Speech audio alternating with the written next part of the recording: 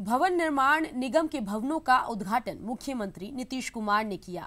उद्घाटन 54 नवनिर्मित थाना समेत 174 पुलिस भवनों का उद्घाटन किया गया। तस्वीरें आपको दिखा रहे हैं, पटना से तस्वीरें हैं। पटना प्रमंडल सीएम अभी संबोधित कर रहे हैं। क्या कहना है मुख्यमंत्री नीतीश कुमार, ये सुनते हैं। हमने कहा भाई यहाँ बनना है तो एक ऐसा ही बनाइए और स्टील स्ट्रक्चर बनकर के तैयार है। देख लीजिए उसके अंदर से जाकर कैसा दृश्य।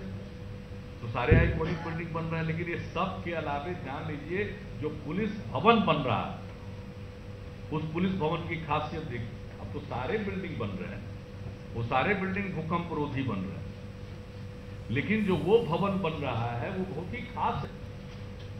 वो पूरा का पूरा भूकंप रोधी तो है ही, लेकिन उसके बीच का जो स्ट्रक्चर है, सेंट्रल स्ट्रक्चर है उसके बीच में, वो बन रहा है जो कभी किसी भी प्रकार की आपदा आ जाए, अगर 8-9 रिक्टर स्केल का भी भूकंप आ गया, वैसी स्थिति में भी वह स्ट्रक्चर कायम रहेगा। इस टेक्नोलॉजी के हिसाब से बनाया जा रहा है। और उसके ऊपर आपदा को देखने के लिए तो कभी देख लीजिए कि किस किस प्रकार के बिल्डिंग्स बन रहे हैं। अब जो मुख्य सचिवालय है, जिसको लोग वोट सेक्रेटेरिएट कहता है, उसमें तो डीजीपी का ऑफिस और पूरा पुलिस का बना हुआ है। अब वहां से निकल के जाइएगा, हमको तो लगता है कि रह जाइएगा। अरे राय साहब तो तब तक सेवा नहीं, बहुत लोग हैं, लेकिन देखते ही रह जाएंगे।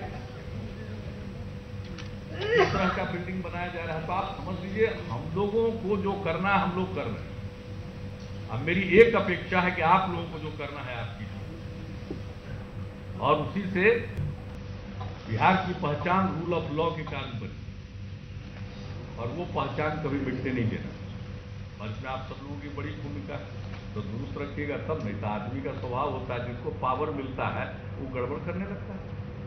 तो है, सब पावर वाला गड़बड़ नहीं करता, लेकिन चंद जिनके हाथ में कुछ अधिकार आता है वो कुछ न कुछ गड़बड़ी करने में आनंद उठाते हैं।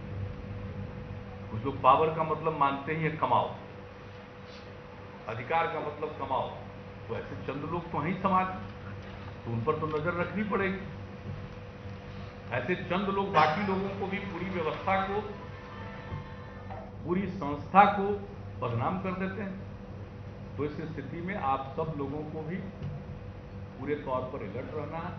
और अभी तो सुनील जी खुद पहले भी देख रहे थे पुलिस निर्माण निगम की पुलिस एकेडमी बताइए, मेरा वो भी एक है राजगीर में जो बन रहा है पुलिस एकेडमी का जो बिल्डिंग, वो भी मेरा एक ड्रीम प्रोजेक्ट है। और जब ने ये बात रखी थी 13th फाइनेंस कमीशन, ये रिकमेंडेशन के पहले 13th फाइनेंस कमीशन के सभी आए थे कमीशन के, यही वो जगह है, यहीं पर मीटिंग हुई इसी संवाद। और हमने उनको बताया कि भाई झारखंड अलग हो गया बिहार से, और बिहार में कोई एकेडमी नहीं है पुलिस एकेडमी, और हमारी जरूरत ज्यादा, हम ऐसा भवन बनाना चाहते हैं, यूनिक बिल्डिंग। तो उन लोगों ने 13th फाइनेंस कमीशन ने 206 करोड़ रुपया, जहां तक मुझको स्मरण है, ये राशि वित्त निगम ने अतिरिक्त राशि प्रदान की थी बिहार को। और पुलिस एकेडमी बिल्डिंग का शिलान्यास वगैरह सब हमसे करवाए आप लोग, और बन रहा था। देखिए क्या हाल हो गया। अब भारत सरकार का उपक्रम है, उसको काम दिया गया, अब वो काम ही नहीं किया। अब आप लोग बता रहे हैं उनका टेंडर रद्द किया गया है, नया टेंडर किया गया है, और अब भी शायद अंतिम ले लिया है। जो भी आएगा सरकार की तरफ से तो मंजूरी देंगे, उसमें कोई दिक्कत नहीं। और गृह मंत्री, गृह सचिव भी यहाँ पर बैठे हुए आएंगे उतनी जल्दी। अगर उसमें राशि बढ़ी है इतने दिनों के कारण, तो राशि राज्य सरकार देगी। लेकिन हम चाहते हैं पुलिस एकेडमी बिल्डिंग जल्द से जल्द तैयार हो। वो अपने आप में यूनिक बिल्डिंग, और राजगीर में बन रहा था। देखिए राजगीर में नालंदा यूनिवर्सिटी को फिर से पुनर्जीवित किया जा रहा है, उसका बिल्डिंग बन रहा है। उसके बगल में आप सोच लीजिए कब से हमारे दिमाग में था, सीआरपीएफ को हम लोगों ने पहाड़ के नीचे जमीन उपलब्ध कराई। और जमीन उपलब्ध कराने में आपको पता है नालंदा जिले के कितने गांवों की जमीनों को उसके लिए हमें देना पड़ा। तो ये सब करा के वहां पर सीआरपी का किया। उसके बाद कहे कि नहीं पुलिस एकेडमी भी बने। भाई नालंदा यूनिवर्सिटी अंतर्राष्ट्रीय विश्वविद्यालय है, दुनिया भर के लोग आएंगे, वहाँ का माहौल ऐसा रहना चाहिए। तो एक तरफ सीआरपी, एक तरफ पुलिस एकेडमी, वहाँ बनने जा रहा है स्पोर्ट्स एकेडमी इंटरनेशनल स्टैंडर्ड का, क्रिकेट स्टेडियम, वहाँ पर फिल्म के लिए बनने जा रहा है कि कोई अगर सिनेमा बनाना चाहेगा तो उसके लिए एक जगह। तो इस तरह से अनेक काम वहाँ हो रहे हैं। वही सबसे पुरानी राजधानी, राजगीर तो सबसे पहले राजधानी थी, उसके बाद पाटलिपुत्र बना। तो वहां पर इन सब चीजों को विकसित करना चाहते हैं। तो अब बाकी सबका काम जो चलना है चल रहा है, पुलिस एकेडमी का काम चल गया। तो अब कम से कम, और उसके लिए तो बिल्कुल नोडल ऑफिसर, उसके निर्माण कार्य की समीक्षा करने के लिए नोडल ऑफिसर श्री अमीर सुभानिया, इन्हीं को निरंतर मॉनिटरिंग करनी। बिहार संग्रहालय बना, इसके लिए हमने नोडल ऑफिसर मनोनीत किया श्री अंजनी कुमार सिंह, और हम तो बाय नेम ऑफिसर, उनका जो बैच रहता है उसका साल का नंबर दे करके सीधे देते हैं, ताकि वो किसी पद पर रहें, वो नोडल ऑफिसर उसके लिए रहेंगे। आज बिहार म्यूजियम बन गया, तो हम पूरी उम्मीद है हमको कि अमीर सुभानी जी भी कुछ जोर लगाइए, ताकि वो भी जल्दी से जल्दी पुलिस एकेडमी बन जाए। और जब पुलिस एकेडमी बन जाएगा तो लोग जो राजगीर, अब इतने लोग जाएंगे, वहां पर सफारी बन रहा है, जू सफारी, और उसके बगल में हमने कहा कि नेचर सफारी भी बनाओ। तो क्या एक से एक लोग कितने ऐसे ही जाते हैं। गुरु नानक देव की जो जगह है वहां पर भी लोग, अब सिख समाज के लोगों ने मन बना लिया है कि उस स्थल पर भी गुरुद्वारा बना। रेलवे टेंडर घोटाला मामले में पूर्व सीएम राबड़ी देवी की मुश्किलें बढ़ती ही जा रही है। प्रवर्तन निदेशालय ने राबड़ी देवी को आज फिर पूछताछ के लिए बुलाया था, लेकिन राबड़ी ईडी के सामने पेश नहीं हुई। ईडी राबड़ी को अब तक 7 बार नोटिस जारी कर चुका है, लेकिन राबड़ी देवी एक बार भी ईडी के सामने पेश नहीं हुई है। ऐसे में प्रवर्तन निदेशालय राबड़ी के खिलाफ बड़ी कार्रवाई कर सकती है।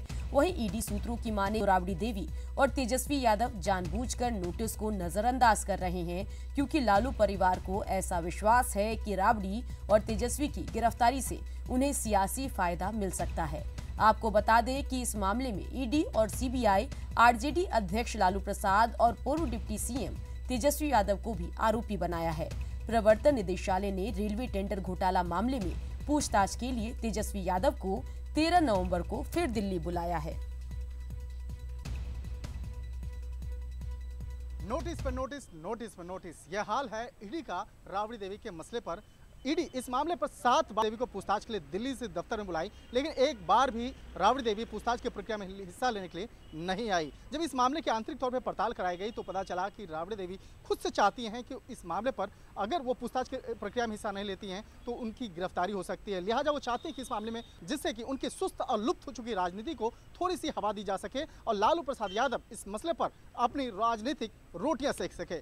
एक तरह से कहा जा सकता है कि आने वाले वक्त में राबड़ी देवी की मुश्किलें काफ़ी बढ़ने वाली हैं, क्योंकि जिस तरह से लगातार ईडी की नोटिस को नज़रअंदाज कर रही है, निश्चित तौर पर उनकी। अहम खबर पटना से आपको बता रही हैं, जहां सीएम नीतीश कुमार ने मणिपुर के मुख्यमंत्री से बातचीत की है। इसके अलावा बिहार के गृह सचिव ने भी से फोन के जरिए बातचीत की है। मामला मणिपुर में बिहारी छात्रों के साथ मारपीट की है।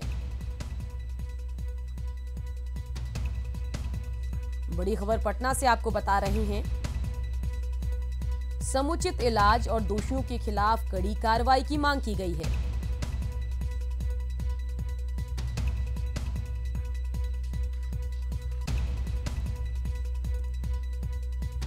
अहम खबर आपको बता रहे हैं, जहां मुख्यमंत्री नीतीश कुमार ने मणिपुर के मुख्यमंत्री से फोन के जरिए बातचीत की है। मामला बिहारी छात्रों की पिटाई का है।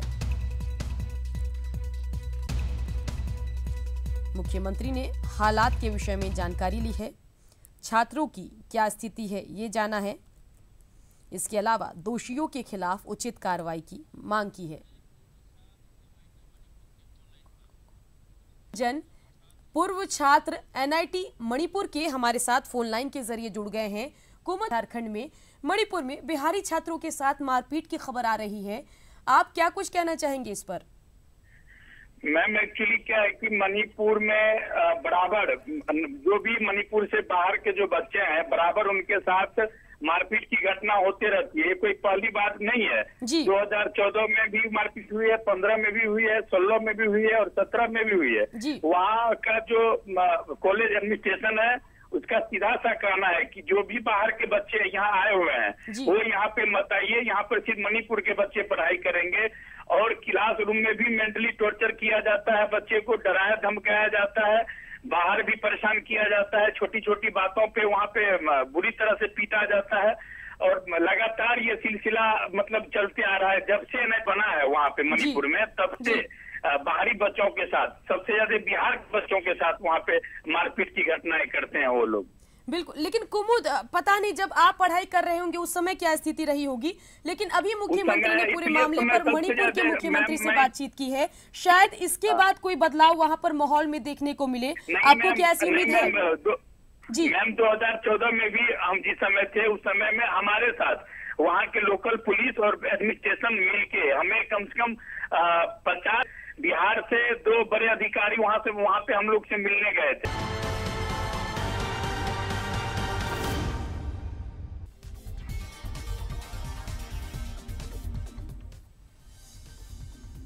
पटना में सीएम नीतीश कुमार ने पुलिस विभाग को आज एक साथ कई सौगात दिए। मुख्यमंत्री ने 54 नवनिर्मित थाना समेत 174 पुलिस भवनों का उद्घाटन किया।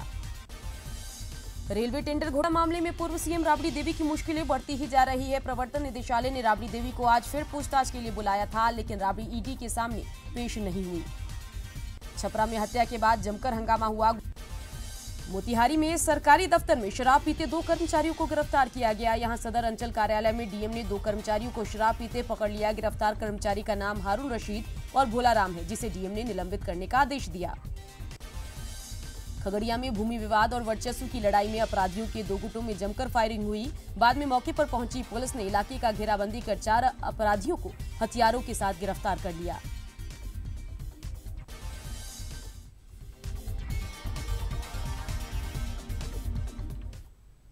खबर दानापुर से है, जहां अपहरण मामले में कोर्ट गवाही देने जा रही एक महिला की कुछ अपराधियों ने जमकर पिटाई कर दी। घटना बिहटा के डिहरी गांव के पास की है। हथियार से लैस अपराधियों ने महिला को ऑटो से खींचकर नीचे उतारा और फिर उसकी पिटाई कर दी। पीड़ित की माने तो 7 से 8 की संख्या में आए अपराधियों ने उनके साथ मारपीट की। हालांकि पुलिस ने 9 कारतूस और 1 कट्टे के साथ एक अपराधी को मौके से गिरफ्तार कर लिया और महिला को इलाज के लिए पटना रेफर कर दिया।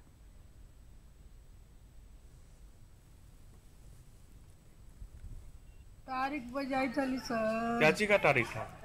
केस के। कौन केस था? बच्चा के हमारा पहन कर ले। अच्छा, तो पहन कर ले तो वही तारीख बजाई। कितना दिन से विवाद चल रहा थी? पिछले बार भी कुछ लड़ाई का झगड़ा हुआ था क्या? जमीनी विवाद, बच्चा के हमारा पहन कर ले। बाढ़ के मोकामा स्थित बाईपास इलाके से पुलिस ने एक व्यक्ति का शव बरामद किया है। मृतक की पहचान पत्र से सीआरपीएफ जवान अरुण कुमार के रूप में की गई है। इसकी पहचान आशंका जताई जा रही है कि अरुण की हत्या कर शव को यहां फेंक दिया गया। पुलिस ने शव को कब्जे में लेकर उसे पोस्टमार्टम के लिए भेज दिया है और छानबीन में जुटी है।